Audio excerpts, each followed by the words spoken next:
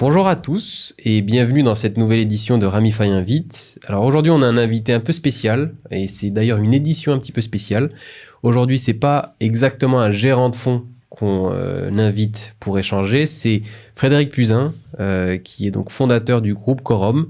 Et le but de la discussion aujourd'hui, ce sera plus de rentrer dans le détail de son parcours, de ce que représente Quorum aujourd'hui, comment est-ce qu'on en est arrivé en pas si longtemps, à peu près une dizaine d'années, un petit peu plus, à créer le groupe numéro 1 du monde de la SCPI, et pas que. Frédéric pourra nous le détailler. Et surtout, ce qui est assez impressionnant, c'est sans avoir accès à du capital extérieur et en étant complètement indépendant. Frédéric, bonjour. Bonjour. Et merci beaucoup d'avoir accepté l'invitation. On va donc discuter de plusieurs sujets. Le premier, ça va être toi, donc ton parcours, comment est-ce que tu as créé Quorum. Ensuite, on va peut-être se focus un petit peu sur l'aspect immobilier, qui reste ta spécialité, avoir un petit peu ton avis sur ce qui se passe aujourd'hui sur le marché. Et enfin, on va laisser un petit moment pour les téléspectateurs de poser leurs propres questions. Donc, si tu veux bien, est-ce qu'on pourrait commencer par le Frédéric d'avant Quorum ? Qui est-ce, son parcours et comment est-ce qu'il en est arrivé à se dire un jour, je vais créer le groupe Quorum ? Bon, d'abord, tout ça est extrêmement impressionnant parce qu'être un invité spécial et avec une telle introduction, tu as mis la barre très haut. Mais ta question va me détendre parce que parler du début de l'histoire permet toujours de revenir aux fondamentaux. Donc, les fondamentaux, moi j'ai un parcours plutôt d'économiste à la base. Et j'ai mal tourné avec une formation financière, puis je suis devenu expert comptable, voilà, avec dans un coin de ma tête l'idée peut-être d'avoir un jour une spécialité vraiment, parce qu'économie c'est un truc un peu général. Bref. Et donc j'ai commencé ma carrière dans un cabinet d'audit, au début des années 90, à l'époque c'était un peu la voie royale. J'ai attendu 3 ans pour avoir mon diplôme d'expert comptable et dès que je l'ai eu, en fait, je suis sorti de l'audit et je suis parti en entreprise. Parce qu'en fait, j'avais travaillé pour beaucoup de fonds d'investissement. C'était le début des fonds d'investissement en France, notamment avec des boîtes comme notamment Troisim, et il y avait déjà des entreprises comme VC Partners, etc. Donc j'avais fait pas mal de belles opérations, jeune, mais j'avais l'impression de ne rien connaître de l'entreprise. Donc je suis parti en entreprise, je suis devenu directeur, enfin même pas directeur financier, assistant du président d'un patron d'un groupe industriel en province. Voilà, je suis devenu son bras droit. Et là, j'ai appris le business. Et le business, c'est à la fois tout ce qu'il fallait faire, mais aussi tout ce qu'il fallait pas faire. Voilà, j'ai appris énormément de choses. Et puis ensuite, je suis retourné dans un cabinet qui s'appelle Deloitte, où là, j'étais vraiment uniquement sur les fusions-acquisitions. Donc, à la fin des années 90, début des années 2000. Là, c'était ce qu'on appelait la bulle Internet. Alors, pour toi, ça va te paraître très loin. Et voilà, et donc il y a eu une grande crise. C'est-à-dire que toutes ces valeurs Internet avaient beaucoup pris de valeur. Et puis, d'un seul coup, il y a eu une espèce de crack. Tout ça s'est effondré. Et donc, je suis arrivé à ce moment-là. Il y avait pas mal de choses très intéressantes. Plein de métiers différents. Voilà. Et puis, premier passage dans l'immobilier, en fait, je suis débauché par un client chez Deloitte. Et en fait, je deviens directeur général finance d'un groupe qui est en fait le numéro 1 européen des services immobiliers aux entreprises. Donc, c'est à la fois du brokerage, donc la transaction immobilière, de l'administration de biens, ce qu'on appelait du property management, et puis l'évaluation.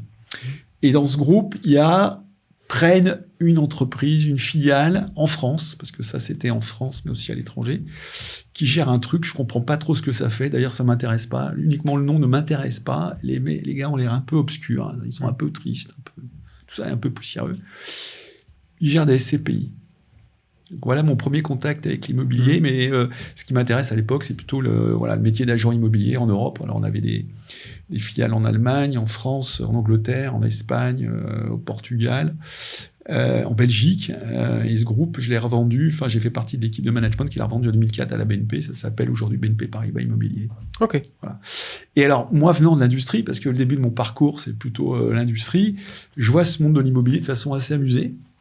Assez surpris et quelque part admiratif, c'est que venant d'un monde où les résultats se font plutôt dans les derniers mois et on compte chaque centime, chaque boulon pour faire des résultats avec une grande rigueur de gestion, là je me rends compte qu'on est dans un monde complètement différent avec des gens qui manipulent des sommes colossales, des petits pourcentages qui sont pris à gauche et à droite, ce qui est plutôt intéressant. Et moi qui viens de l'industrie où l'immobilier n'est qu'un utilities, en fait, tu as un bâtiment, tu as des bureaux, ça ne te sert qu'à l'utilité de ton activité. Ça n'a pas de valeur en tant que tel. Enfin, voilà, je demande à un investisseur de m'acheter un immeuble. Quand j'ai plus besoin au bout de 6 ans, je déménage parce que j'ai besoin d'un plan stratégique qui me nécessite d'aller à un autre endroit. Mais l'immeuble n'a aucune valeur en tant que tel si c'est son usage. Voilà. On est déjà dans ce monde-là, dans l'industrie, dans les services par rapport à l'immobilier. Et je tombe dans un monde où l'immeuble est le centre du monde. Il n'y a que ça qui compte. Et comme si l'immobilier était une sphère à part dans un monde économique global. Il y a un truc dans un coin qui s'appelle l'immobilier. Et alors, ce qui m'amusait beaucoup à l'époque, c'est que les brokers de la boîte n'arrêtaient pas à me dire, de toute façon, l'immobilier, c'est l'emplacement. Et j'essayais de reconnecter ça avec la réalité économique et la réalité de l'entreprise. J'ai un peu de mal à comprendre. Donc, j'avais l'impression qu'on vivait dans un espèce de monde vraiment à part. Voilà. Et ça m'avait beaucoup surpris. Bon. Et puis, on vend ce groupe à la BNP en 2004 et je repars dans l'industrie. Voilà. Et je reviens à des choses qui me paraissent plus à la fois concrètes, réalistes, avec la vraie création de valeur faite avec du chiffre d'affaires. On a des stocks, on vend des produits, on a des clients et on doit se battre par rapport à une concurrence. Voilà. Et puis, il se trouve que je suis rappelé par les actionnaires qui avaient ce groupe qui était vendu à Tisseril. Justement, ils avaient gardé cette entreprise, ils n'avaient pas vendu à la BNP, qui gérait des CPI. Et ils me disent, tu te souviens, dans un coin, on avait une filiale qui gérait des CPI, il y a des nouveaux fonds qui arrivent, des OPCI, tout ça est très compliqué. Est-ce que tu peux nous faire un petit audit? Donc, je fais un audit et ils me disent, écoute, prends la direction de cette boîte. Je prends la direction de cette boîte. Et là, du jour au lendemain, je deviens président d'une boîte qui gère des CPI et des OPCI, puisque je développe cette activité. Et là, je découvre en rentrant vraiment dans cette activité un monde qui me paraît un peu décalé. Alors, c'est pas de l'immobilier, c'est plutôt de l'administration de biens. C'est-à-dire que on achète des immeubles pour le compte d'investisseurs, mais en fait, on ne fait que gérer les loyers comme si on faisait de l'administration de biens classique. Mais c'est pas de l'asset management. Ça me surprend. C'est-à-dire que les immeubles ne sont pas vendus. Il n'y a pas véritablement ce qu'on appelle de fund management. C'est-à-dire qu'on ne fait pas un pilotage financier précis le fonds, en fait, c'est une entreprise. Voilà, il n'y a pas de dette à l'époque dans ces fonds, ou très peu. Mais ça, c'était structurel au marché, aux sociétés de gestion de l'époque, ou c'était cette société de gestion? Non, c'était structurel. Ok. Le marché était comme ça. Okay. On est en 2000... C'était pas professionnel. Non, le marché en 2007-2008. Moi, je rencontre des confrères, je vais à l'association professionnelle, je regarde tout ça avec beaucoup d'étonnement. Comment ce truc-là peut marcher? En fait, on s'occupe pas des clients. Enfin, il y a des gens qui vous ont confié leur argent et le truc dort dans un coin. Alors, on paye des dividendes une fois tous les trimestres. En même temps, on raconte que c'est un complément de revenu.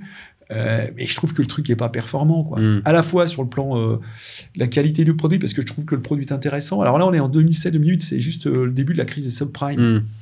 Et je trouve que ce produit, dans ce contexte-là, il a beaucoup de sens, parce qu'avoir ce qu'on appelle des cash flows réguliers, en fait, la SCPI, c'est un truc super simple. Tu achètes des immeubles, tu encaisses des loyers, tu les rends sous forme de dividendes aux investisseurs. Je trouve ça hyper moderne. Je trouve que c'est d'autant plus moderne que le gérant, en fait, n'est qu'un prestataire de service, parce que la SCPI, il appartient aux associés de la SCPI, il n'appartient pas à la société de gestion. Ce que tout le monde a oublié à l'époque.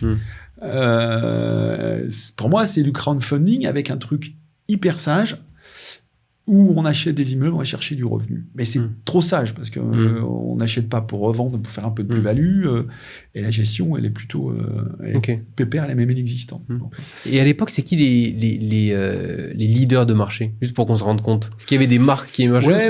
C'est toujours les mêmes, d'ailleurs. À l'époque, c'est une boîte qui s'appelait l'UFG, qui est devenue la Française.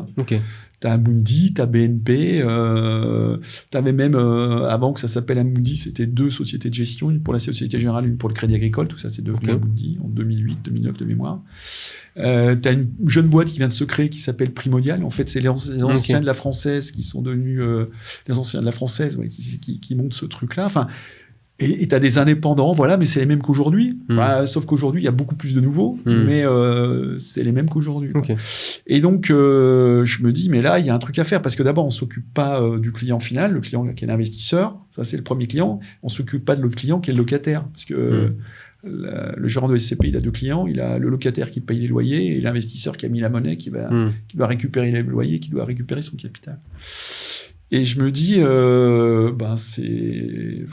je le vis comme un entrepreneur venant de l'économie réelle. Je me dis qu'il y a un truc à faire. Alors, sans parler du monde immobilier, en plus, qui tourne un peu autour de lui-même, je me dis, il y a une autre façon de faire l'immobilier. En faisant vraiment un truc connecté à l'économie réelle, en regardant qui crée la valeur dans un immeuble, c'est le locataire. Voilà, un immeuble sans locataire, ça vaut zéro. Ouais, on a un magnifique immeuble en France qui est à Versailles, superbe. Le seul problème, c'est qu'on a coupé la tête du locataire, donc ça vaut zéro, quoi. Voilà. Et je pars avec cette idée-là. Voilà. Et puis, penser aux gens qui nous confient leur argent, c'est-à-dire en disant, on va expliquer ce qu'on fait, donc on va montrer des photos des immeubles qu'on achète. Ça paraît anodin, mais à l'époque, ça n'existe pas. Ah bon? Non. Non. Tu reçois tous les trimestres une feuille renéotypée avec du texte. T'as 4 pages avec plein de chiffres dans tous les coins. C'est un peu comme ton contrat d'assurance vie, quoi. Tu vois ce que je veux dire? C'est un reporting obligatoire. Affreux. Ouais. Voilà. Pas pour le client. Voilà, sur le site internet, tu peux pas scroller pour voir les immeubles qui sont dans le fond. Enfin, ça n'existe pas, tout ça. C'est assez surréaliste. Voilà. Et donc, on part avec des idées très simples. Et en même temps, je considère que ce fonds, il est hyper moderne. Parce que tu sors d'un monde hyper financiarisé avec la crise des subprimes, alors qu'on a reconnu depuis, mais 2008, il y a quand même eu un énorme traumatisme à travers le monde, c'est les marchés financiers. Voilà, les gens ne voulaient plus entendre parler de ça, ils avaient perdu beaucoup d'argent en bourse. Et donc, avoir un truc qui verse des revenus réguliers, c'était plutôt sympa. Voilà comment on parle l'idée. C'est pas plus compliqué que ça. Et donc, je développe cette entreprise pendant 4 ans. Puis en 2011, je décide de créer ma propre entreprise avec un peu plus loin dans le concept. Et je démarre avec 7 collaborateurs. Et tous ces collaborateurs, je fais en sorte qu'ils deviennent tous associés. Et c'était des gens qui étaient avec toi dans l'autre entreprise? Pour partie, ouais. Pour partie, la moitié d'entre eux. Et du coup, ça m'intéresse, ce moment où ce que tu appelles s'il y a eu un déclic ou si c'était naturel. Mais du coup, qu'est-ce qui a fait qu'un jour tu t'es dit il faut que je le fasse moi-même? Est-ce que c'est une culture parce que tu viens d'un environnement d'entrepreneur ou alors tu avais tout le temps ça dans un coin de ta tête? Non, alors pour une chose très simple, c'est que qu'en fait je reprends la direction, la présidence de cette boîte, on me dit écoute, redresse la boîte parce qu'elle perdait beaucoup d'argent, redresse la boîte et on t'associera. Voilà, c'était des gens que je connaissais, je leur ai fait confiance. J'ai rarement fait confiance dans le monde des affaires, mais là j'ai fait confiance. Je redresse la boîte et ils me donnent pas accès au capital. Je leur dis écoutez, très bien les gars, pour moi le contrat est rompu, je monte le truc de mon côté et puis débrouillez-vous avec votre projet. Et donc voilà, pour moi c'était juste la suite logique, quoi. Quand tu crées de la valeur dans une entreprise, il faut que tu participes au capital. Et c'est pour ça que quand je crée ma boîte, j'associe tous mes collaborateurs qui d'ailleurs deviennent tous mes associés.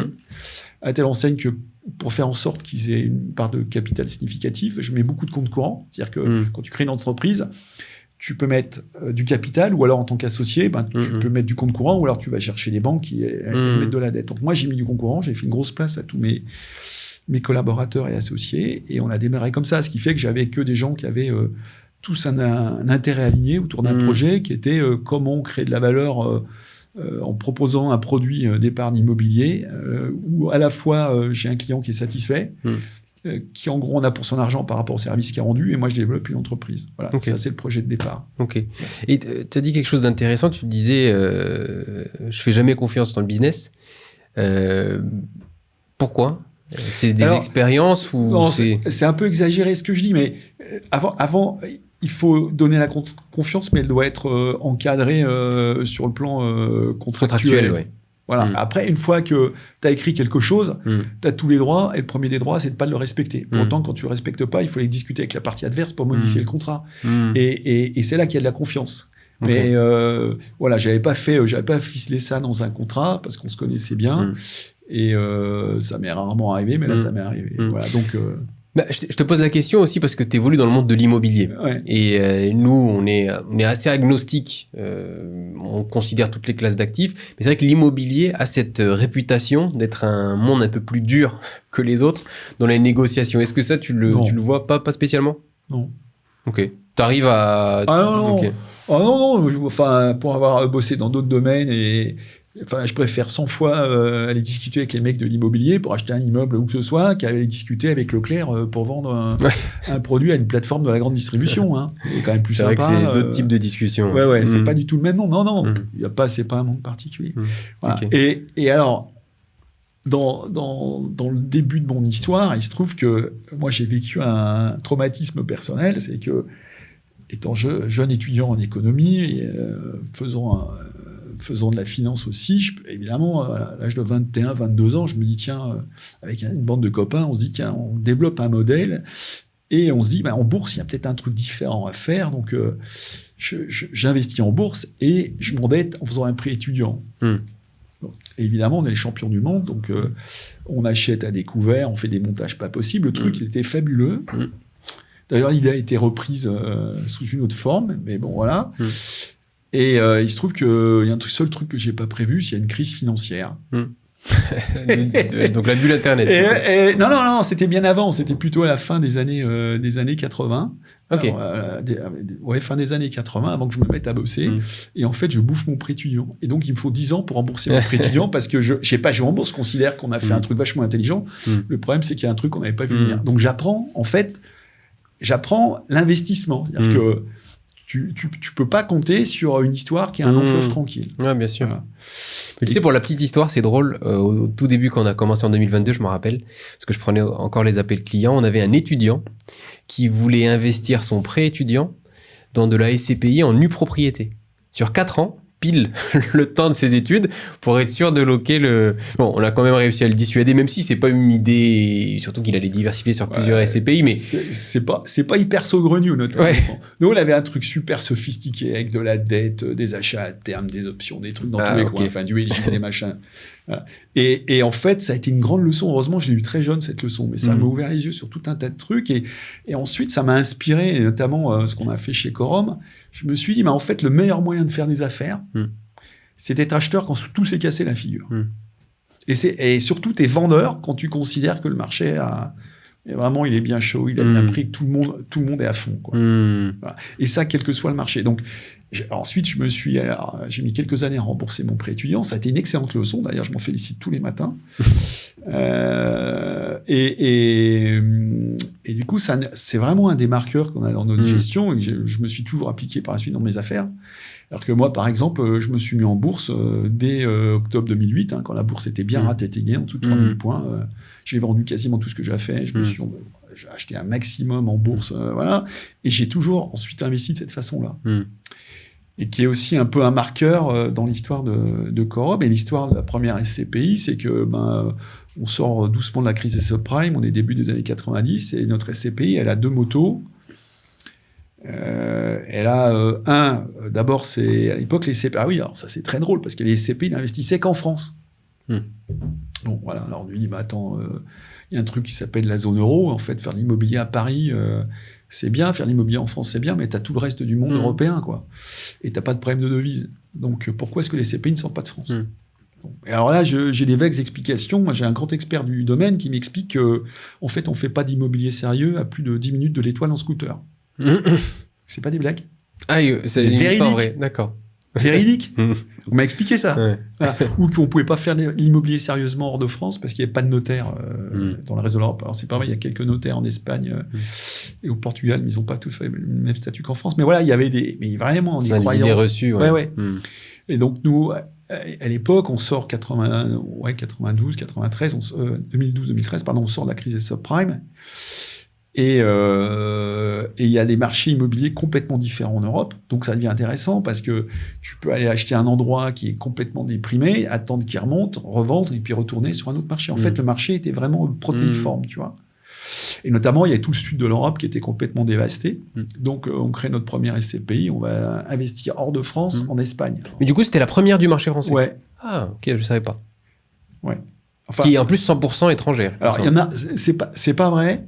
Pour être complet, il y avait une SCPI qui l'avait fait avant, mais elle avait fait 1 ou 2 immeubles en Allemagne. Okay. Voilà, c'était complètement anecdotique, mais nous, c'était notre stratégie. Et la stratégie, c'était, on va profiter des diversités du marché immobilier européen pour être hyper opportuniste. Et grâce à ça, on va être capable, dans le temps, dans la durée, de faire 6% de rendement ever.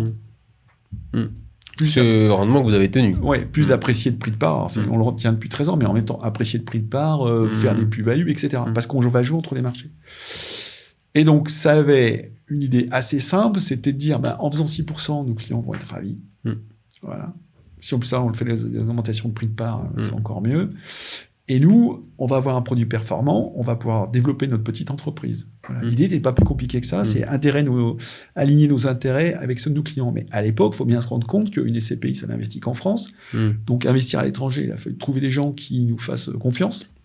Investir en Espagne, c'était même un gros mot dans le monde de l'immobilier. Alors toi, tu n'as pas le souvenir, mais c'était vraiment un truc de dingue, quoi. On était vraiment des cow-boys. Et ça a été une formidable réussite. Le marché espagnol, alors on n'a pas fait n'importe quoi. On a acheté des immeubles qui étaient loués par des grands groupes internationaux, notamment pas mal de groupes allemands. Les loyers étaient garantis par les maisons mères en Allemagne. Et donc, on a acheté ça entre 8 et 10% de rendement. Et puis, on les en a vendu tout ça au bout de 5-6 ans avec des plus-values entre 20 et 30%. Voilà. Donc, on a fait ça aussi un peu en Irlande. Alors, en Irlande, j'ai plein de regrets parce qu'on aurait pu faire plein de choses, mais on n'avait pas assez d'argent à l'époque. Voilà. Et donc, on a vraiment construit cet ADN sur, moi, un petit peu mon expérience personnelle qui était... les bonnes affaires, tu es sûr de les faire quand tu achètes au plus bas. Il n'y a rien de génial, hein, c'est un truc très reptilien. Et puis, tu attends que tout le monde revienne, et puis à ce moment-là, tu vends. Voilà. Okay. Et entre-temps, tu prends des rendements élevés, ce qui fait que tu as des cash flows qui sont sécurisés, parce que tout ce qui tombe sur le compte bancaire, c'est pour toi, c'est pas de la valeur virtuelle. Parce que comme chacun le sait, tant que tu n'as pas encaissé quoi que ce soit sur ton compte bancaire, tu n'as rien gagné. Potentiellement, virtuellement, tu es riche, mais tu n'es pas riche. Et ça m'intéresse parce que nous on n'est pas vraiment maison de gestion, mais je me reconnais dans certains des débuts que tu décris. Mais du coup, ce qui a fait la différence au début, c'est vraiment la performance. C'était ça votre promesse? Alors, parce qu'au début, on n'a pas de track record. Alors non, mais parce que tout le monde l'a oublié, parce que le marché, finalement, on a un peu... quelque part, on a transformé, on a tordu ce marché, et on l'a fait un marché différent. Et on est... Enfin, sans aucune prétention, mais on a emmené ce marché. Et à l'époque, le marché de l'immobilier, d'abord, il faut comprendre qu'on est en France.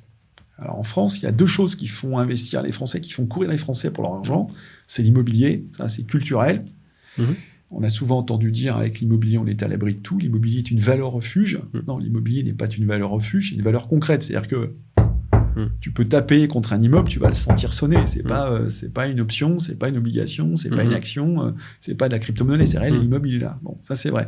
Mais la valeur, elle va bouger tous les 4 matins. Donc, il y a très longtemps eu un truc entretenu, d'ailleurs, à dessein ou inconsciemment, sur le fait que l'immobilier soit une valeur refuge. D'ailleurs, on l'entend toujours.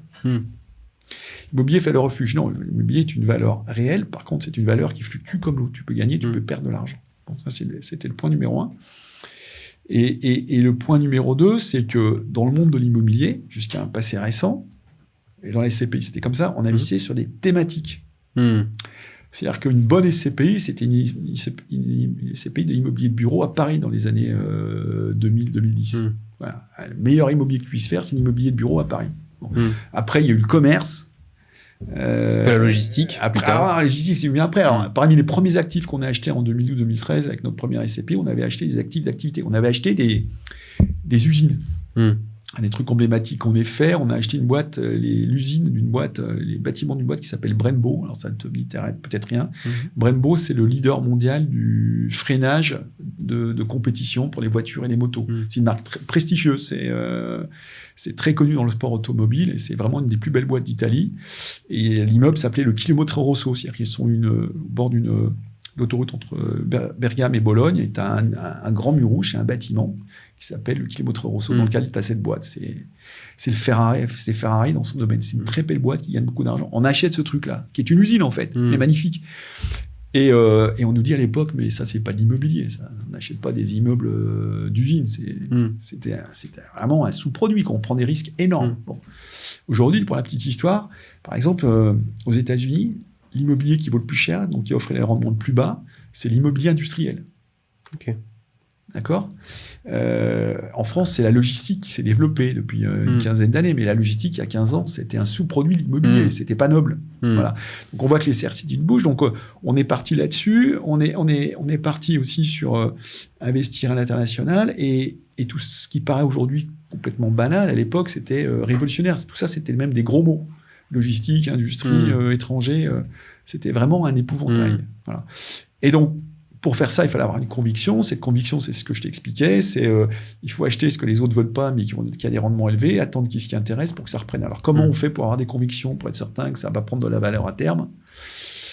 Il suffit de regarder des histoires qui créent de la valeur. Pourquoi est-ce que les gens s'intéressent à un moment donné à quelque chose et pas autre chose? Et en fait, quand tu prends un peu de recul, il y a quand même pas mal d'événements qui sont anticipables, à la hausse comme à la baisse. Par exemple? Par exemple, alors, je vais te donner un truc très simple, qui peut paraître évident aujourd'hui, maintenant que tout ça s'est passé. Mais tu prends un truc qu'on a vécu depuis 2010, qui était la baisse tendancielle des taux d'intérêt. Bon, à un moment, on part de taux d'intérêt après la crise des subprimes.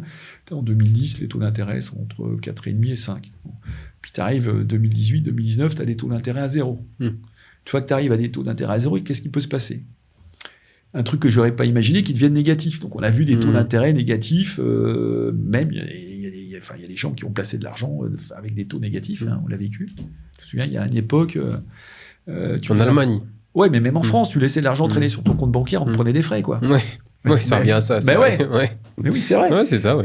Les entreprises étaient taxées sur leurs dépôts. OK? Bon, donc tu te dis, à un moment, ça, c'est une anomalie historique. Alors, quand est-ce qu'on a payé pour placer son argent, historiquement? C'est très simple, c'est au Moyen-Âge. Tu donnais à un seigneur de l'argent, il le gardait, il prenait un peu de taxes, et voilà, tu payais pour qu'on protège ton argent. C'est exactement ce qui s'est passé avec l'État allemand. Tu mettais l'argent entre les mains de l'État allemand parce que tu étais protégé. Voilà. Ou des États de façon générale. Et donc, tu te dis, il y a un moment, il peut se passer qu'une seule chose. C'est que le cycle s'inverse et que les taux remontent. Bon. Mais si les taux remontent, c'est-à-dire que tout ce qui est assez apprécié avec la baisse des taux, parce que l'argent n'a plus de valeur, tout ce qui est assez apprécié avec la baisse des taux, le jour où les taux remontent, ça va baisser. C'est mécanique. Bien sûr. Donc ça, j'ai commencé à l'expliquer à partir de 2014-2015. Voilà. Il y a notamment un truc qui s'appelle le Haut Comité de sécurité financière, qui était à l'époque présidé par un de nos anciens premiers ministres, qui était M. Raffarin, qui écrit à l'association des gérants de SCPI, qui s'appelle SPIM, qui dit « Attention, marché immobilier de plus en plus élevé, on s'émeut que des SCPI achètent de plus en plus cher à Paris des immeubles avec des rendements à 5%. C'était 5% à l'époque, c'était pas non plus, vu d'aujourd'hui, c'est pas si impressionnant que ça. Ça, c'est dès 2015-2016. Voilà. Mais personne ne réagit, personne ne bouge. Et là, tu te dis, les gars, il faut quand même commencer à regarder les choses en face. Et là, il y avait encore des taux d'intérêt à 2% à l'époque, mais on est descendu à 0. Donc l'histoire de ce qui se passe avec la remontée des taux, elle est écrite, mais pour toutes les classes d'actifs. Alors, elle est écrite, évidemment, ce qui réagit en premier, c'est l'obligataire, c'est un produit de taux. Donc, tu achètes une obligation avec un taux à 2%. Si le lendemain matin, les taux d'intérêt remontent à 4, tu as perdu 50% de la valeur. Ah, bien sûr. Écoute, t'es allé vite sur ce sujet, et tant mieux, parce que c'est une des questions que je voulais te poser. Nous, on est arrivé sur le marché en 2021. Donc juste avant, quand on est arrivé, c'était encore t'étais dans le haut de la fête. T'étais dans le haut de la vague sur le surf. C'est ça. Alors nous, on n'a jamais été les CPI, c'est à peu près 10 à 15% de notre collecte globale. Donc encore une fois, on est très diversifié. Donc par rapport à des courtiers SCPI, ça a été pas très grave pour nous, mais en tout cas, on l'a vu de l'extérieur, le renversement total et surtout, ce que tu me dis, ça paraît logique. Et je pense qu'il y a beaucoup d'entreprises, dans la cité quelques-unes, qui avaient des départements de recherche avec des gens qui étaient payés pour essayer de faire un petit peu de projection dans le futur. Du coup, qu'est-ce qui s'est passé? Comment est-ce qu'un Primonial, un La Française, un Amundi se retrouve dans une situation pareille? Ouais, alors, faut ouvrir un peu le débat, parce que c'est pas que les sociétés de gestion de SCPI, mais tous les gérants, tous les gens qui font de l'investissement immobilier se sont pris le truc sur les pieds. Alors, les CPI, c'est d'autant plus criant pour d'autres raisons qu'on pourrait évoquer et qu'on va évoquer, mais en fait, c'est très simple. Le monde immobilier est un monde à part. Enfin, nous, on a une gestion obligataire. Quand les taux sont retournés, tout de suite, on a pris des mesures pour se protéger. Donc, on s'est rendu complètement liquide. On appelle l'alpha et le bêta. On s'est rendu complètement liquide pour éviter pour se désexposer au marché. Bon, dans l'immobilier... Alors, juste peut-être si tu peux préciser, quand tu dis, tu fais, ça veut dire que vous avez un pilotage un peu high level, vous regardez votre portefeuille au global, et un peu comme un instit, vous dites, on met un peu plus sur les obligations, là maintenant un peu plus sur l'IMO. C'est ce que tu veux décrire? Non, ça c'est, on a des pratiques différentes. On fait de l'obligataire, on fait de l'immobilier. Mhm. Sur l'obligataire, on a une faculté, comme l'obligataire, c'est hyper liquide, tu peux tout vendre en 24 heures. Quasiment, tu peux liquider un portefeuille de 700 millions d'euros en 24 heures. C'est un gros boulot, il faut être équipé pour ça, mais ça se fait. Donc, tu t'es plus exposé au marché. Pendant ce temps-là, tu n'as plus de revenus, mais au moins, tu n'as pas de pauvre. Bon. Dans l'immobilier, le monde immobilier est un monde complètement à part. Moi, j'avais des discussions surréalistes avec des spécialistes de l'immobilier. Je me souviens très bien, en juin 2022, l'inflation avait grimpé en Europe entre 6 et 8% déjà. Donc les taux d'intérêt, c'est évident qu'ils allaient remonter. Enfin, ils étaient même déjà en train de remonter. Et on me disait, non, mais cet immeuble, il vaut 4%. C'est le marché. Non, mais ça vaut 4%.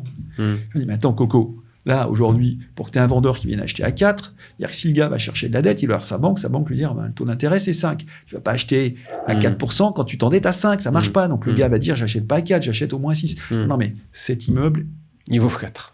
Voilà, donc, si tu veux, c'est ce qui m'a toujours surpris dans le monde de l'immobilier, c'est qu'il y a une conviction de la valeur de la caisse. Ouais, c'est pas un marché aussi efficient que les marchés publics. Non, c'est un marché qui est imbibé d'une culture de l'amour de la pierre, de l'amour de l'immeuble. Voilà. Et qui est finalement pas financier. Mais avant que le marché immobilier se corrige, il a fallu un an. Là où le marché obligataire avait corrigé un an avant. Et encore, il y a une forme de déni. Enfin, c'est ce qui s'est passé en SCPI, parce que la SCPI, en ça, elle accouche avec la valeur de part, la gestion du fonds. Donc, il y a une forme de déni. La première correction sur les valeurs de part, c'est, de mémoire, ça doit être avril 2023. Alors que l'obligataire a corrigé plus d'un an avant. Février 2022, ça a déjà, fin février 2022, le marché a corrigé, quoi. Très, très vite. Donc, c'est ça qui était surprenant. Et en fait, ce qui s'est passé, c'est très simple. Et un étudiant en première année d'économie, il apprend ça. Voilà. Ça s'appelle, et même, c'est pas la peine de faire une première année d'économie, ça s'appelle l'offre et la demande. Voilà. Quand il y a un moment, la demande est supérieure à l'offre. Donc, tu vas avoir une surpression monétaire. C'est-à-dire que tu as plus d'acheteurs que de vendeurs. Donc, si les gens veulent vraiment acheter, ils vont se battre entre eux. Il va y avoir une hausse des prix, il va y avoir une inflation. C'est ce qu'on appelle une surpression monétaire. OK ? Cette surpression monétaire, dans les différents agents économiques qui vont vouloir acheter, tu as différents types de contraintes. Tu as ceux qui veulent acheter, mais ils n'ont pas l'obligation d'acheter. Mais tu vas comprendre qu'une SCPI qui a une thématique, par exemple, de faire l'immobilier de santé, donc qui a levé X millions d'euros, ou X dizaines, ou X centaines de millions d'euros, il faut absolument qu'il achète. Donc, à la fin, c'est lui qui doit acheter. Donc, à la fin, c'est lui qui va acheter le plus cher. Parce que dans la compétition, pour gagner, il doit acheter le plus cher. Donc, non seulement il va participer à cette inflation, mais il va pas contribuer à prendre un risque qui est bien supérieur aux autres. Parce que, quel que soit ce que tu fasses, plus tu achètes cher, plus tu prends un risque élevé. Quoi qu'il en soit, donc, quelle que soit la classe d'actifs. Donc, il s'est passé un truc dans les CPI, c'est comme elles avaient toutes plus ou moins des thématiques, plus ou moins, on va dire, sophistiquées, mais qui faisait écho à tout le monde, parce que la santé, en 2020, pendant la crise du Covid, c'était le truc génial, les gars, il faut faire la santé. Par contre, plus personne voulait acheter d'hôtels dans l'immobilier, ni de centres commerciaux. Bon, nous, qu'est-ce qu'on a fait ? On a acheté des hôtels et des centres commerciaux. Logistique aussi, ça marchait bien. Pendant le Covid. La logistique. Ah ouais, c'était un truc génial grâce à Amazon. Bon. Donc, nous, on a vendu notre logistique, parce que tout le monde en voulait, et on s'est mis à acheter de la santé. Non, pas de la santé, on l'a acheté après la santé. Mais on s'est mis à acheter des centres commerciaux et des commerces. Voilà. Et donc, c'est des choses très simples à comprendre. Alors, c'est assez basique, c'est rustique comme type de raisonnement, c'est extrêmement reptilien. Mais pour moi, il faut une discipline aussi. Il faut s'y tenir. C'est une discipline. Mais ça veut dire aussi que dans cette discipline, il faut s'y tenir. Faut pas céder aux sirènes du marché. Moi, j'ai dû avoir... Premier semestre 2020, j'ai dû avoir une quinzaine de journalistes en me disant « Mais Corum, vous êtes complètement idiot. Pourquoi vous n'êtes pas comme vos confrères ? Pourquoi vous n'achetez pas de la santé ?» Je leur dis « Le fait que vous me parliez qu'il faut que j'achète de la santé, c'est déjà trop tard. » Si ça arrive aux journalistes, c'est que c'est déjà trop tard. Si ça arrive aux journalistes, c'est que je vais commencer à prendre un risque. Parce que je vais me battre avec tous les autres, je vais acheter trop cher. Voilà. À plus de ça, alors, je l'ai dit à l'époque, ça a été écrit dans certains médias, j'ai un problème avec la santé, notamment les maisons de retraite, et la santé de façon générale, on touche à la matière humaine. Donc, il y a un risque réputationnel. Moi, je dis, j'achète une clinique, il y a un développement d'une salmonelle, c'est Corum qui a acheté pour le compte de ses clients, il y a un scandale national, ça va me retomber sur les pieds, il y a un truc que je sens pas, quoi. Bon, les faits m'ont donné raison sur les maisons de retraite, mais voilà, de temps en temps, il faut un peu écouter son instinct et prendre du recul par rapport à tout ça, et revenir juste sur des idées basiques. Voilà. Et il y a un autre élément, on en parlait en off, et je pense que c'est aussi lié, parce que là, t'exposes la manière de réfléchir, la culture de Quorum, mais je pense que c'est très lié au fait que vous soyez très indépendant, on en parlait tout à l'heure, et que donc c'est vraiment votre culture, votre avis qui prime, et cette discipline-là, si on a des personnes extérieures qui sont pas 100% alignées avec la vision long terme du groupe, ça peut poser problème. Ouais, alors ça, c'est mon expérience. Voilà, moi, j'ai vécu dans des boîtes avec des contraintes d'actionnariat où il fallait remonter de la dette pour rembourser les actionnaires qui s'étaient endettés pour acheter. Évidemment, toute la richesse qui reste pas à l'entreprise, mais qui part aux actionnaires ou qui part à rembourser les banques, c'est plus à la disposition de l'entreprise. Et cette richesse qui n'est plus à disposition de l'entreprise, ça va limiter ses investissements, ça va limiter son développement, sa capacité à être innovante, créative. La peur vraiment est, c'est que toi, tu es une start-up, on en parlait aussi tout à l'heure, tu as une super idée, tu as un projet, au départ, tu as besoin de mettre de l'argent dans la boîte. Sans argent, tu peux pas te développer. Mais si tu mets un niveau de valeur à l'entreprise tel que les actionnaires qui l'ont acheté très cher, c'est comme un immeuble. Si tu as acheté un immeuble très cher, tu t'attends à le revendre très cher. Bon, donc il faut que quelque part renvoie la valeur. L'entreprise, tu vas remonter l'argent. Ça, c'est une leçon que j'ai appris aussi dans mes différentes expériences, c'est que le fait d'être indépendant, le fait d'être notre propre actionnaire, c'est notre boîte. C'est-à-dire que c'est les managers de Quorum, ils sont actionnaires, ce sont les seuls. Le fait que ce soit notre boîte, ça nous permet de prendre des décisions qui nous paraissent cohérentes par rapport à notre métier de gérant. Voilà. Mon métier, c'est de gérer. Mon premier métier, c'est de gérer. Je considère que je ne suis pas asset manager, moi je suis prestataire de service. C'est l'argent de mes clients, c'est pas mes fonds, ce sont les fonds de mes clients. D'ailleurs, une petite parenthèse, personne ne le sait, mais un gérant de SCPI, ça peut se démettre. C'est-à-dire qu'il n'est pas là ad vitam, on peut le dégager s'il fait du mauvais boulot. C'est ça qui est génial dans les SCPI. C'est le crowdfunding avant l'heure. C'est-à-dire que le truc, c'est l'argent et c'est le fonds des clients. Bon. Mais une fois que tu as posé ça, tu vas très naturellement arriver à un constat, c'est que si ton métier c'est de gérer, c'est pas de collecter. Tu comprends ce que je veux dire? Bien sûr. Donc ton métier étant de gérer, si tu es indépendant, tu vas pouvoir dire ok, moi je vais arrêter de développer ma petite entreprise qui considère à rendre une prestation de service à mon client qui est de gérer son argent.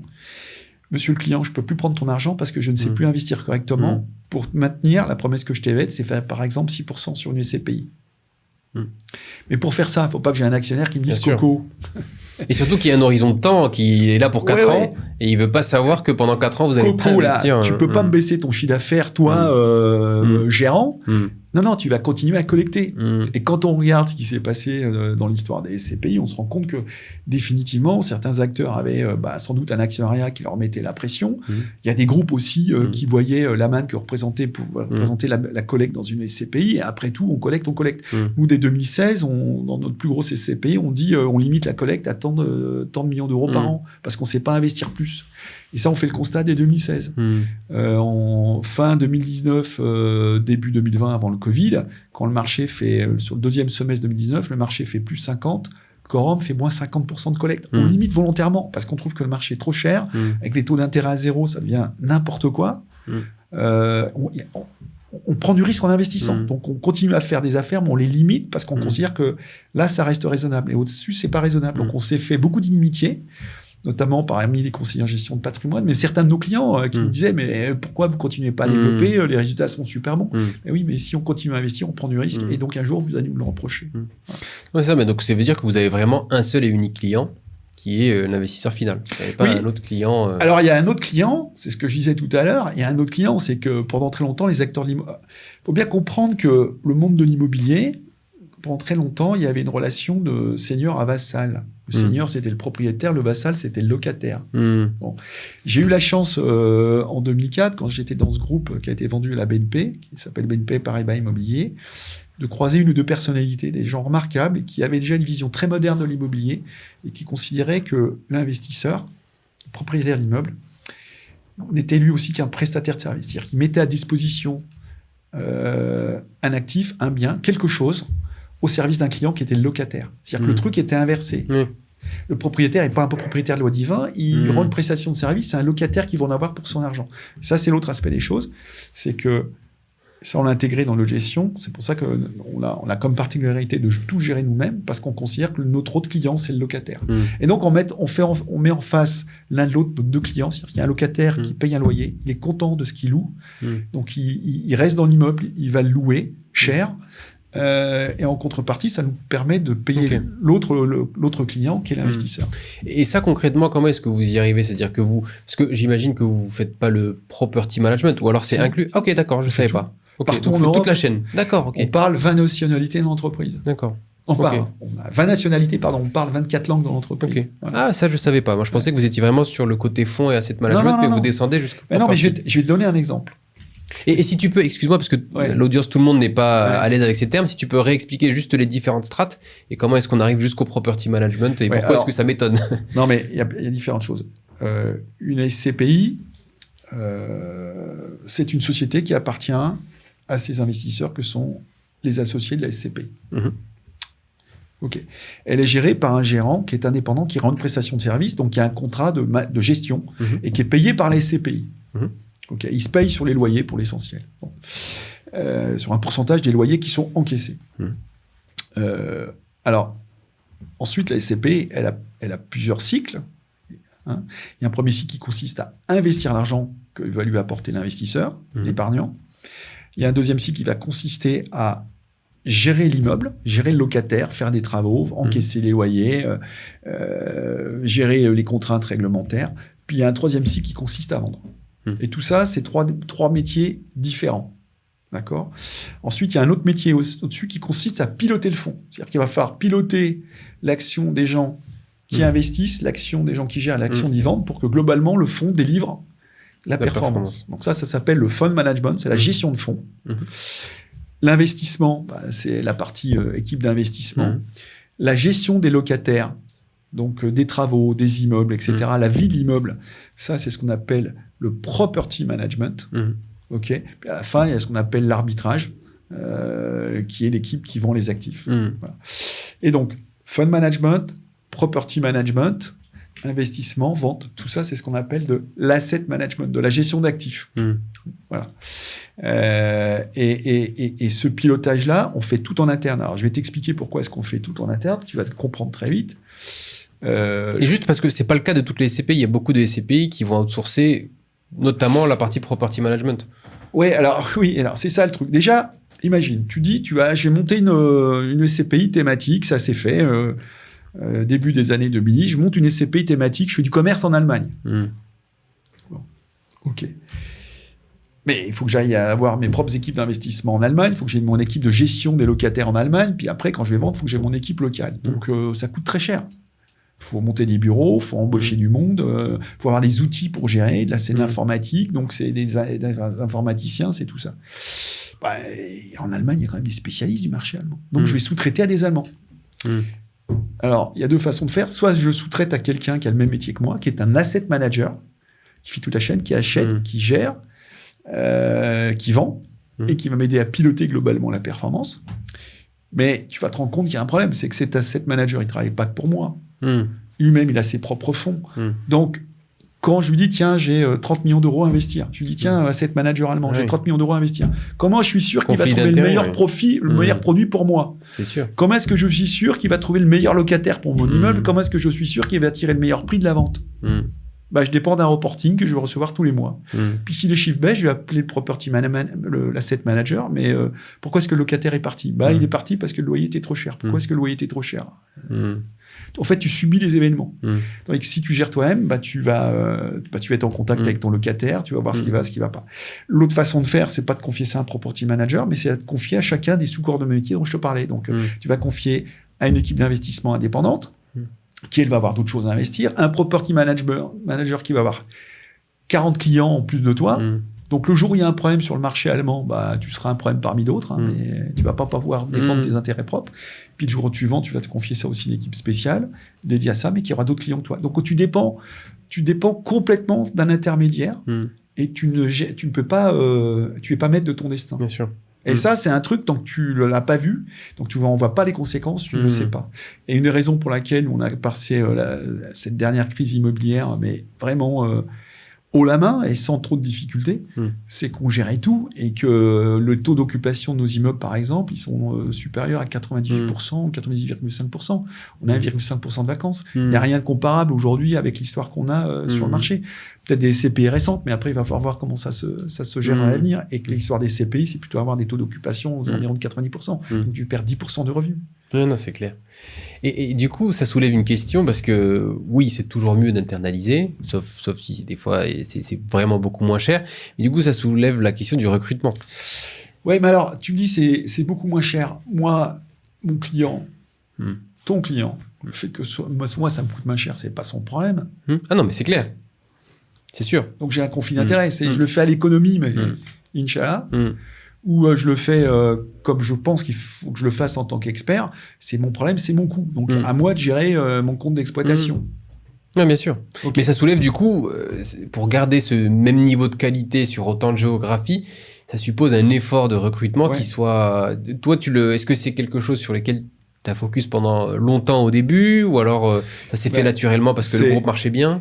Non, alors ma préoccupation numéro 1, depuis toujours, c'est un truc que j'ai découvert assez rapidement dans la vie professionnelle et même avant. De toute façon, une entreprise, ça n'est rien sans les hommes et les femmes. Mais c'est comme une équipe sportive, c'est comme tout dans la vie, c'est la qualité des hommes et des femmes, leur implication, leur expertise, mais pas que. Il faut que la mayonnaise prenne, il faut qu'il y ait une culture commune, mais c'est la chose la plus importante du monde. Bien sûr. Mais c'est exactement comme dans le sport. C'est-à-dire que tu as beau avoir la meilleure équipe du monde, s'ils n'ont pas la même culture, ça ne marchera pas. Pour autant, pour gagner, il faut quand même avoir des gens qui soient bons techniquement et qui soient au niveau. Une entreprise, c'est pareil. Donc, la responsabilité d'un dirigeant d'entreprise, pour moi, c'est la qualité de ses équipes. Voilà. Et je trouve que, en Europe, et je trouve en France, peut-être, je ne vais pas dire particulièrement, parce que ça serait faux, mais on a un peu une fixette sur le sujet des coûts, de la masse salariale. Mais pour moi, la masse salariale, c'est pas un sujet. C'est comme tout. En fait, c'est un problème de quels sont mes objectifs, qu'est-ce que je me donne comme moyen pour atteindre ces objectifs. Avec des joueurs de 3e division, je serai jamais vainqueur de la Champions League. Bon, voilà. Alors, comment je fais pour avoir les meilleurs? Comment je fais pour les motiver? Comment je fais pour les inciter à rester? Et quand je te dis ça, ça veut pas dire que je me trompe très souvent et que je me sois pas trompé très souvent dans le choix des gens qui composent mes équipes. Et là, il faut juste savoir rapidement tirer les conclusions. Et j'ouvrirai un petit peu le débat en disant que malheureusement en France, on est dans un pays où, je vais employer des mots forts, mais c'est une réalité. Ça fait 30 ans que je le vis, mais une démission est une trahison. C'est vécu comme ça par l'employeur. Et un licenciement est un meurtre. Non, la vie professionnelle, c'est une vie d'adulte, de gens responsables. Et la trajectoire d'une individualité, elle doit croiser celle d'une entreprise. Il faut être capable, en tant qu'adulte, de se dire à un moment, on marche bien ensemble, ou au contraire, nos projets sont divergents. Et c'est comme ça que ça va se construire, dans le respect réciproque. Mais je crois beaucoup à ça. Je crois beaucoup à la vertu aussi temporelle. C'est-à-dire que la vérité d'un moment n'est pas celle du lendemain. Tu vois, moi, un collaborateur vient me voir en disant, écoute, super, on a passé 3 ou 4 ans ensemble, c'était génial, mais moi, j'ai un projet personnel où j'aspire à d'autres choses sur le plan professionnel. Fine, super. Je trouve que c'est top d'avoir ce type d'échange. Et c'est comme ça qu'on crée de la valeur, qu'on a une entreprise dans laquelle il y a beaucoup de muscles. Et qu'on arrive à avoir une entreprise performante. Et du coup, est-ce qu'il y a des choses, parce que j'ai l'impression que, et c'est le cas de beaucoup d'entreprises qui ont du succès, qu'il y a une culture plutôt forte, en tout cas, je dirais pas particulière, mais qui soit on adhère pas. Est-ce qu'il y a des choses où, dans le process de recrutement, vous êtes à l'aise à dire, écoute, ça c'est nous, et si ça ne te va pas... Oui, j'ai l'habitude. Alors, j'ai l'habitude de dire plusieurs choses dans mes recrutements, ce qui commence à me faire croire que je deviens vraiment un vieux crouton, parce que quand on répète toujours la même chose, c'est que peut-être qu'on devient has-been, j'en sais rien. Il y a une chose qui est sûre, c'est que d'abord un manager, quand on parle des managers, si le manager il fait le boulot à la place de ses équipes, c'est de sa faute. Donc la responsabilité des managers, c'est d'avoir des bonnes équipes. Voilà. Et moi, les gens qui vont passer leur soirée au bureau, qui passent leur samedi au bureau, pour moi, c'est pas un bon indicateur. Voilà. Je pense que une bonne entreprise, elle marche quand les collaborateurs, ils ont un bon équilibre entre leur vie privée et leur vie personnelle. Ensuite, dans les choses pour moi qui sont importantes dans le contrat, c'est ce que je viens de te dire, c'est-à-dire que on se marie, voilà, mais le travail, on passe quand même voilà, on va passer 8 heures par jour ensemble. Il faut qu'on s'entende bien, il faut qu'on soit content de ce qu'on fait, il faut qu'on se sente tous valorisés, quel que soit son job, quelle que soit sa fonction. Il n'y a rien de pire.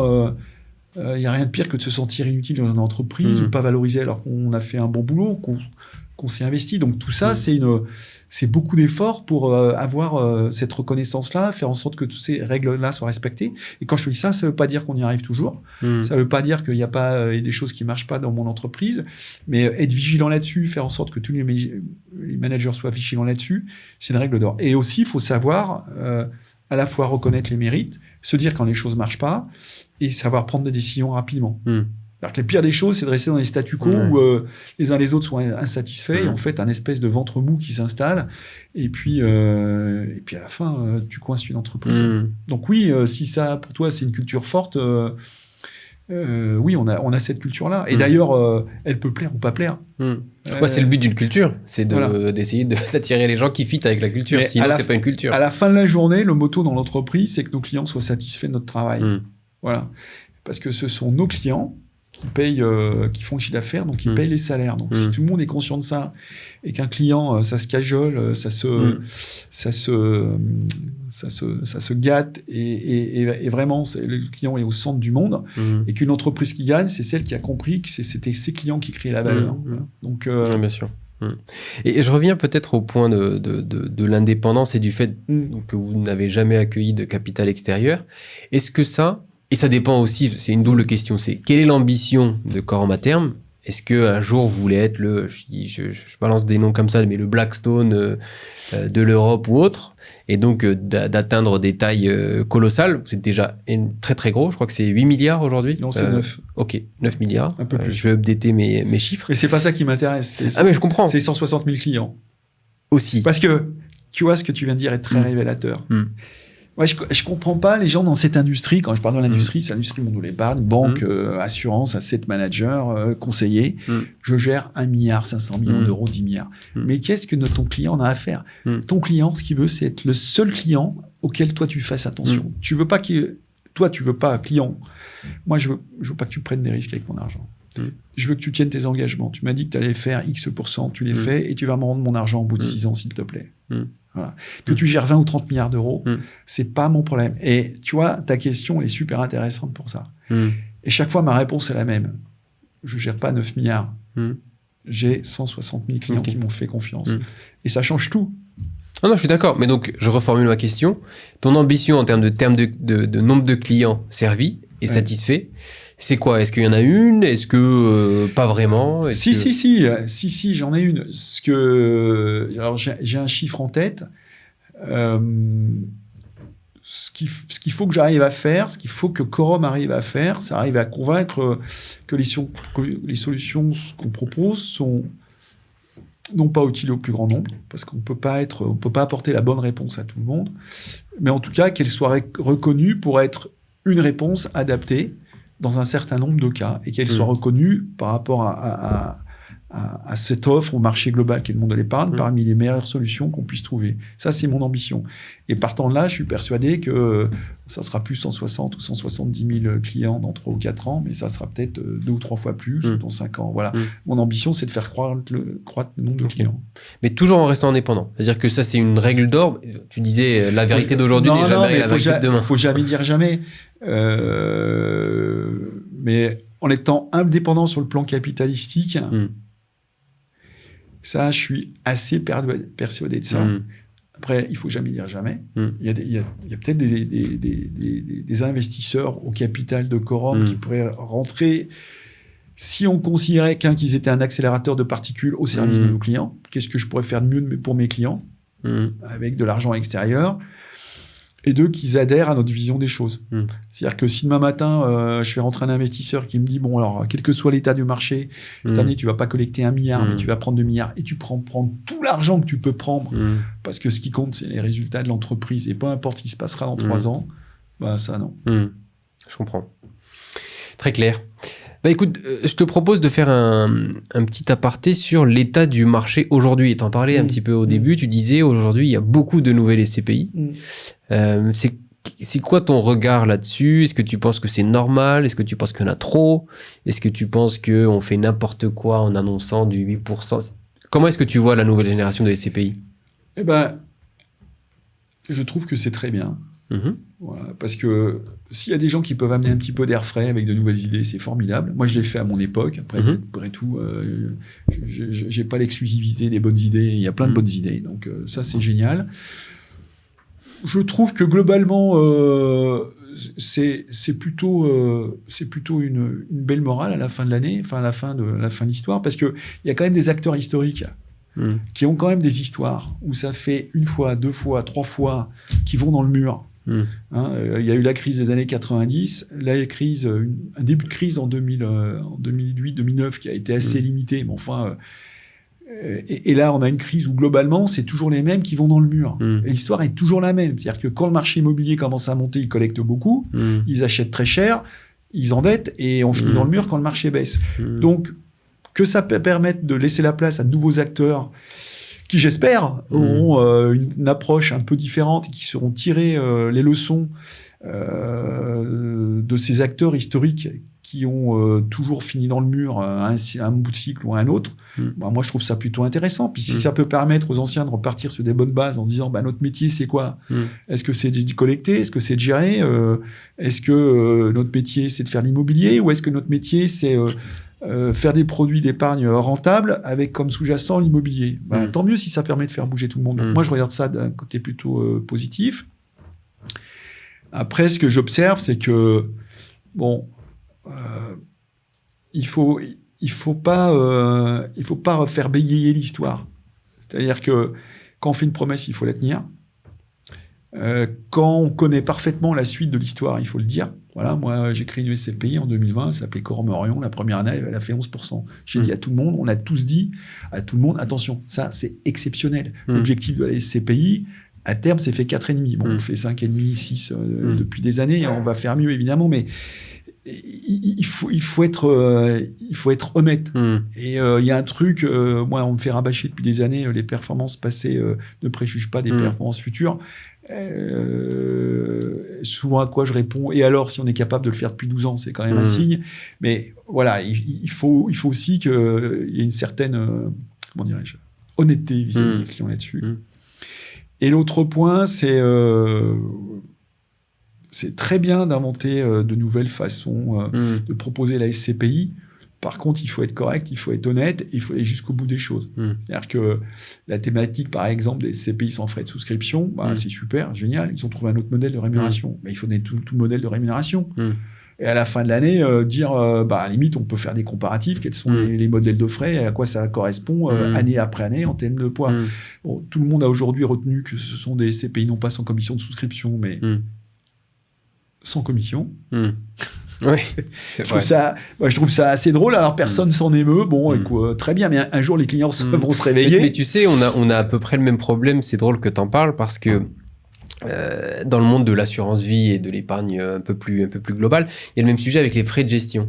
Par exemple, pour citer leur nom, c'est pas grave, Boursorama vont dire, nous, notre contrat d'assurance vie, il est sans frais de gestion.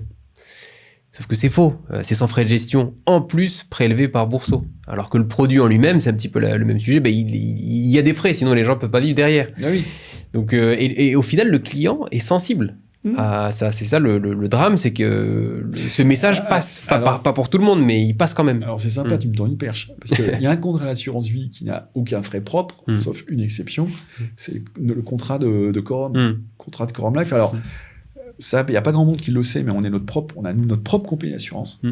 Il n'y a personne d'autre. Ce qui est colossal comme effort. Oui, alors il n'y a pas AXA derrière, il n'y a pas Generali, il n'y a personne. C'est notre propre compagnie. On l'a monté parce que nos clients nous disaient, mais on ne comprend pas, on ne trouve pas vos SCPI, vos fonds obligataires dans les contrats d'assurance vie. Bah oui, on ne veut pas parce qu'un assureur, il va peser tellement lourd dans le poids le jour où il décide. C'est comme avoir des actionnaires au final. Exactement. Donc tu deviens hyper dépendant. Donc c'est pour ça qu'il y a une grosse crise de liquidité dans les SCPI. C'est pas les petits épargnants qui ont planté la SCPI, c'est les assureurs qui sont partis en courant avec armes et bagages. Bon.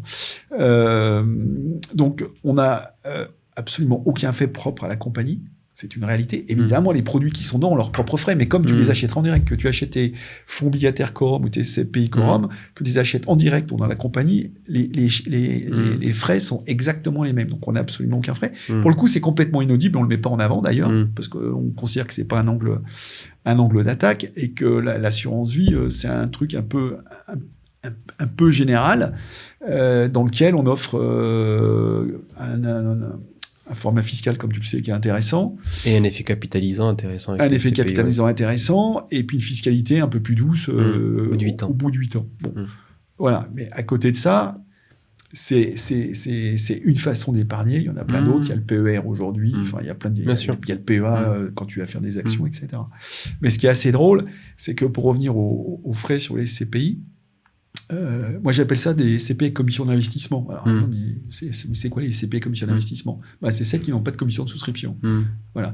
Et alors, le truc qui est encore plus drôle, c'est que tu dis, c'est génial, mais ces CPI qui ont des commissions d'investissement, elles sont parmi les plus endettées. Alors, mais pourquoi elles ont plus de dette que les autres ? Mais j'observe une chose, c'est que quand tu payes une commission de souscription dans une SCPI, derrière, que tu endettes ou pas les SCPI, ta commission de souscription reste la même. Tu as payé une fois à l'entrée, c'est pas parce que tu vas mettre de la dette et acheter plus d'immeubles que tu auras plus de frais. Une SCPI commission d'investissement, plus tu vas mettre de la dette, plus tu vas payer des frais d'investissement, parce que la société de gestion va se rémunérer. Donc en fait, tu vas augmenter tes frais. Voilà. Donc tout ça, c'est plein de petites choses qui sont pas révélées. Bon, j'espère que le marché, au bout d'un moment, va être un peu plus transparent sur ces frais de façon générale. C'est dans l'intérêt de la profession, c'est dans l'intérêt des épargnants, et puis c'est dans l'intérêt de guider le choix aussi des épargnants, parce que les frais, c'est... Alors, on est dans un monde où aujourd'hui, les coûts, les frais sont super importants. Moi, je suis toujours parti d'un principe que ce qui compte à la fin de la journée, c'est le rapport qualité-prix. Est-ce que j'en ai pour mon argent ? Oui, moi, je pourrais te faire des CPI sans frais, donc je sous-traite tout à l'étranger. Je prends des frais qu'à la vente, par exemple, parce que je gère bien, j'achète bien, je vois rien. Mais après, qu'est-ce que tu as gagné en net au bout de 10 ans, au bout de 15 ans ? Je t'ai expliqué qu'une société de gestion comme la nôtre, ça avait... on est une grosse usine de gestion. Hein, on a beaucoup de salariés en France, à l'étranger, on a des implantations, etc. Tout ça, c'est un coût. Je ne pourrais pas avoir la même qualité de gestion, je ne pourrais pas avoir des taux d'occupation d'immeubles à 99% si je n'avais pas mis ces dépenses-là. Et tout ça a un coût. Donc, autant pour un ETF, je peux comprendre que les frais soient le driver, parce qu'un ETF, ça n'a aucune valeur ajoutée. Tu achètes la moyenne du marché, donc il n'y a pas de job. Autant acheter un immeuble, si tu veux bien le gérer, ça coûte de l'argent. Voilà. Et tout ça... On est un peu dans un monde où les frais sont au centre de tout, mais je pense qu'il faut aussi regarder. En fait, qu'est-ce que j'ai comme valeur ajoutée face à mes frais ? Voilà. Non, bien sûr. Et peut-être pour revenir au nouvel SCPI, nous, notre observation, c'est vraiment... On a l'impression que... je dirais pas que le marché s'essouffle, mais on a l'impression que les clients sont moins sensibles à la nouveauté sur ce marché-là. Donc, je pense que c'est un bon argument pour vous, parce que vous avez une assise et vous êtes connu sur le marché. Mais on voit beaucoup de petites SCPI qui essayent d'arriver avec des discours différents, des positionnements différents, et qui peinent à collecter. Oui, parce qu'une idée doit être... Une idée elle doit être opérante. Nous, on a beaucoup innové dans le passé. On a inventé le dividende mensuel. On a inventé la décimalisation de parts. Alors ça, c'est un terme technique pour dire qu'une part qui vaut 100 €, on a inventé le fait qu'on puisse la couper en 10 millièmes, par exemple. Et ça permet quoi ? Ça permet de réinvestir tes dividendes tous les mois, ou ça permet tous les mois d'acheter pour 50 € de part. Tu vois. Donc, on a inventé ces trucs-là. On a inventé l'investissement à l'étranger. Bref, et que sais-je. Mais tout ça, ça doit avoir un intérêt aux yeux du client. Si le client, il voit pas le truc, voilà. On vient de sortir une SCPI il y a 6 mois qui était investir aux US. Bon, alors pourquoi investir aux US ? Parce qu'on considérait que, en fait, la devise américaine était chère, mais globalement, le marché immobilier américain était super décoté parce qu'ils ont des taux d'intérêt qui restent très forts et les super affaires aux États-Unis.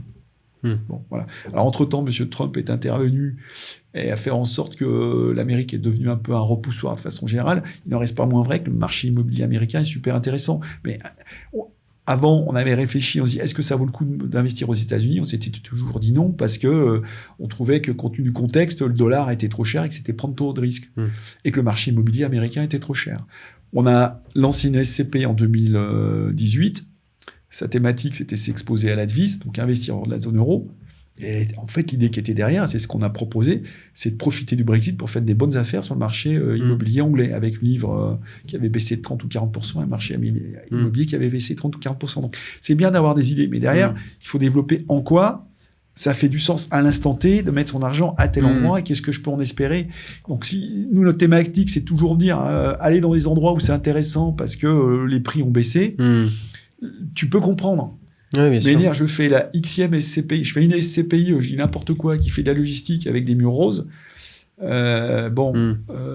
Ok, il y a 10 ans, c'était je fais une SCPI de commerce en Allemagne parce que les gens voulaient du commerce et que l'Allemagne était un truc super sympa. Ben oui, mais ça me ramène combien à la fin de la journée si l'immobilier de commerce est cher en Allemagne? Bien et sûr. Globalement, je prends plus de risques de le faire en France ou. Mais d'ailleurs, par rapport à ce move aux USA, moi j'imagine parce que tout le monde dans la profession s'est dit c'est bizarre, c'est nouveau, mais j'imagine que c'était exactement pareil il y a 10 ans quand vous êtes allé en Europe. Mais donc, si tu pouvais nous raconter comment est-ce que ça s'est fait et comment est-ce que vous êtes organisé pour avoir une équipe sur place. Ça fait partie des choses qui me tiennent à cœur dans notre histoire. C'est-à-dire que pendant très longtemps, j'ai toujours dit les États-Unis, c'est hors de question d'investir aux États-Unis parce que le dollar est trop cher. Je considère que, compte tenu de ce qui se passe aux États-Unis, l'émergence de la Chine, l'Europe quand même, qui est un sacré compétiteur économique, le fait que les Américains sont un peu moins un acteur géostratégique important, enfin, on a l'impression que c'était un pays qui s'essoufflait un peu. Et puis, il s'est passé un truc abominable. C'est l'invasion de l'Ukraine par la Russie. Et là, j'ai eu un premier réflexe qui a été de me dire, c'est génial, M. Poutine va inventer l'Europe. Les Européens vont comprendre qu'il y a une menace, on va faire l'Europe qui n'a jamais été faite. L'Europe de la défense, l'Europe de la diplomatie, une Europe économique qui aille jusqu'au bout des choses, et on va vraiment faire une fédération d'Europe. Bon, je me suis complètement trompé, parce que le premier truc qu'ont fait les Européens, ils sont tournés vers les Américains. Tu peux venir nous aider, s'il te plaît? Et surtout, on ne va pas dépenser un rond de plus. Bon. Et là, on a vu quoi? En 6 mois, l'Amérique est devenue, entre février 2022 et juillet 2022, est redevenue le centre du monde. C'est-à-dire que l'Europe s'est mis à acheter du gaz, du pétrole liquéfié, du gaz de schiste aux Américains. Voilà. On leur a acheté des avions, on leur a acheté tout un tas de trucs, et puis on s'est rendu compte que on n'était rien. Voilà, dans les États-Unis. Et donc, tout le monde s'est tourné vers les États-Unis qui ont payé la guerre en Ukraine pour les Ukrainiens. Bon. Alors, aujourd'hui, les Américains essayent de trouver un retour sur investissement sur leur mine. Mais après tout, Monsieur Trump qui dit c'est aux Européens de payer leur défense, on peut penser de ce qu'on veut de Monsieur Trump, mais c'est juste un truc qui paraît évident, quoi. Ouais. Bon, le truc s'arrête, les gars, faut payer. Bon, on va payer. Et on se dit, à partir de juillet 2022, en interne, alors on a une équipe qui fait des études macro, on a trois chercheurs qui passent leur temps à regarder les gros mouvements, et puis on se réunit entre nous, on se dit, autant aller investir aux États-Unis il y a 6 mois, c'était n'importe quoi, mais là on est face à quoi? L'Amérique est revenue au centre du monde.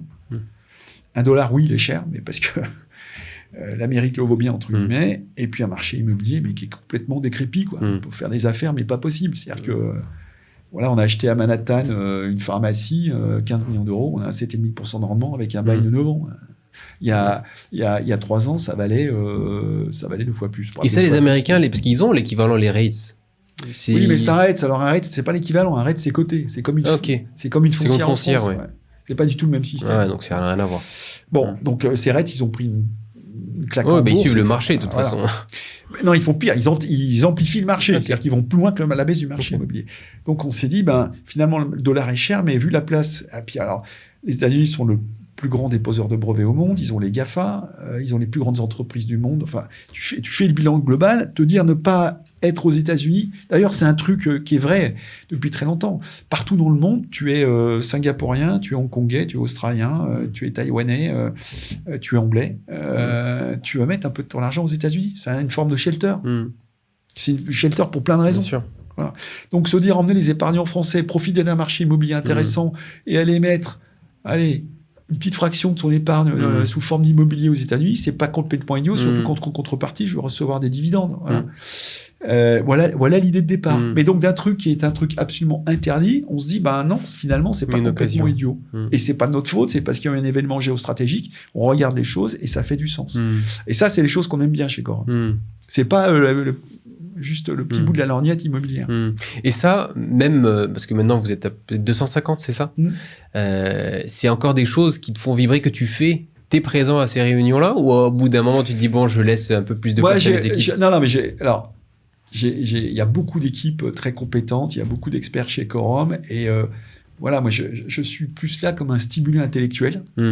Voilà, pour garder ces idées, et pas ou les valider. Il y a beaucoup de choses qui viennent des équipes. Voilà, il y a une époque, on a investi en Lituanie dans un coin qui était à la frontière avec la Russie. D'ailleurs, ça nous a valu beaucoup de critiques à l'époque.